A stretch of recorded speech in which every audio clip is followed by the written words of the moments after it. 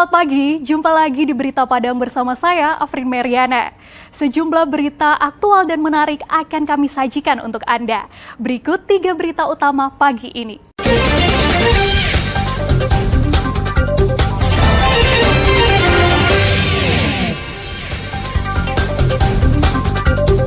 Jalan amblas akibat Sungai Batangkapar meluap. Hendak tawuran, 5 remaja ditangkap polisi. Baru pertama kali terjadi, aksi donor di Padang membludak.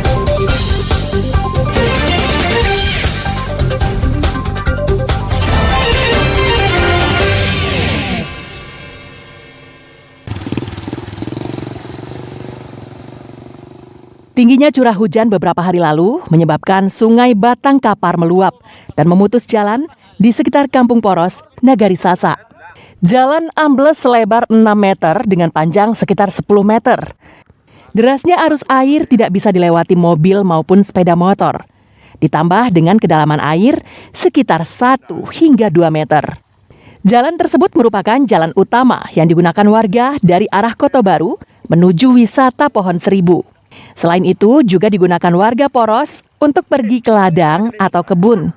Bahkan di Kampung Poros juga ada permukiman yang dihuni sekitar 92 kepala keluarga.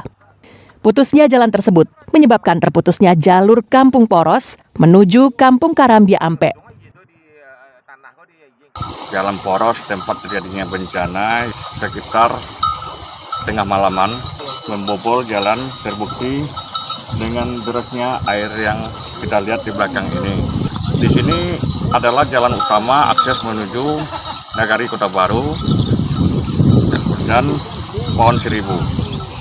Dan dengan jumlah kakak sebanyak 92 kakak atau dengan jumlah penduduk lebih kurang 270 orang.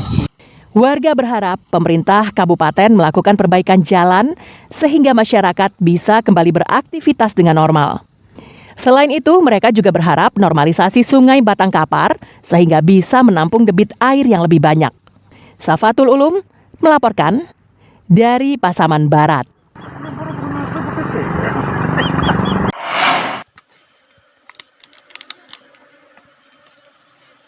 Seekor sapi milik warga Mahuahilya, Nagari Salare Aya, Kabupaten Agam, ditemukan mati dengan kondisi mengenaskan. Bagian bokong sapi hancur diduga diterkam hewan buas. Dugaan kuat mengarah pada harimau Sumatera sebagai pelakunya. Kejadian ini baru diketahui pemilik ternak pada Minggu pagi saat ia mencari sapinya yang hilang. Dari 7 ekor sapinya yang digembalakan di semak-semak yang tak jauh dari rumahnya, 1 induknya ditemukan mati.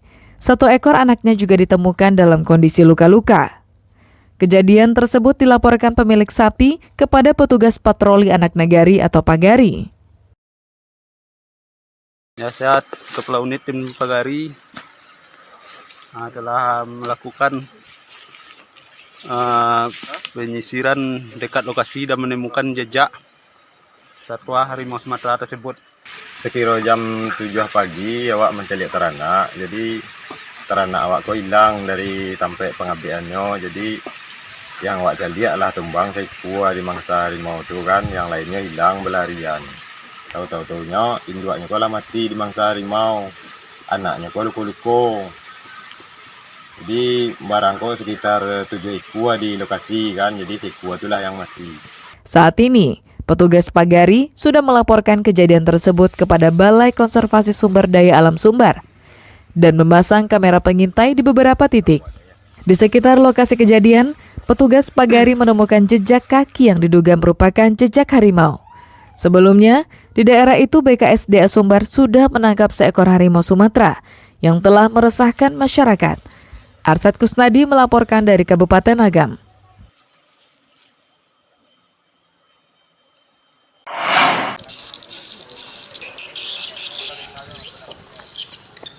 Sebuah rumah di Kampung Padang Mandiangin, Nagari Lakitan Utara, Kecamatan Lengayang, rusak berat akibat badai menerjang pesisir selatan. Atap rumah ini hampir seluruhnya terlepas dari tempatnya.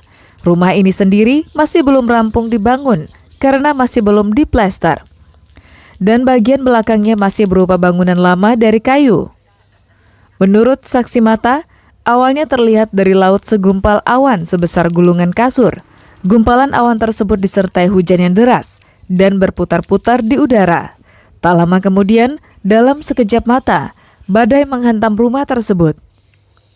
Rumah tersebut dihuni sepasang suami istri dan seorang cucunya yang masih duduk di bangku SMP. Saat itu, si ibu tidak berada di rumah, hanya tinggal seorang pria parubaya bersama cucunya. Badai yang datang seperti suara angin kencang, lalu sekejap saja atap rumahnya terbang. Ya Bu, siapa-siapa saja yang ada di rumah nih Bu? Itu bapak. Oh Bapak ya, sama cucu ya Bu? Iya. Jam 9 bapak, setengah 10 ada. Jam setengah 10 ya Bu?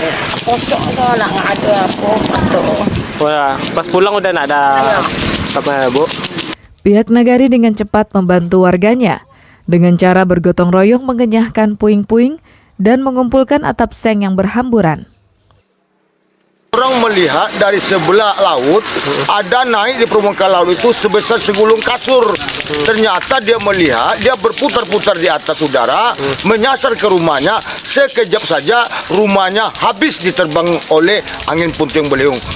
Beruntung tidak ada korban jiwa dalam kejadian tersebut, tapi pemilik rumah mengalami kerugian hingga 20 juta rupiah. Banta Fauzan melaporkan dari pesisir selatan.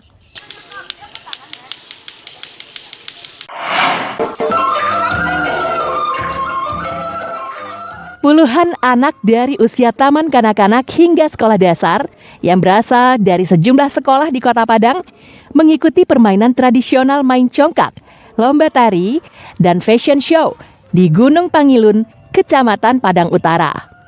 Tujuan kegiatan ini selain untuk menggali kemampuan anak-anak sejak usia dini, juga agar anak-anak tidak tergantung dengan permainan yang ada di gawai.